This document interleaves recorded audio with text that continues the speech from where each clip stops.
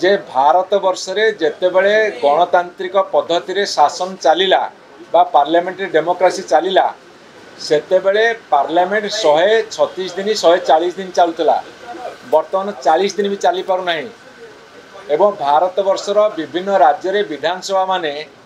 वर्तमान कोटी 10 दिन कोटी 7 दिन कोटी 15 दिन कोटी 25 दिन कोटी 30 दिन चलुची से एवं ओडिशा विधानसभा रे मध्य 40-42 दिन चलुची केरला विधानसभा 38 दिन चलुची किंतु ताकू जत हिसाब करा गला से हिसाब रे मध्य फुल फ्लेज विधानसभा चली पारु नाही तेबे विधानसभा काहे की हबो पार्लियामेंट काहे की हबो ए कथा को मु गुरुत्व सहकारे उठेछि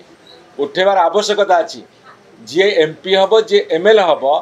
तांकर दायित्व हला विधानसभा रे आलोचना करिवे बिल पास करिवे बजेट पास करिवे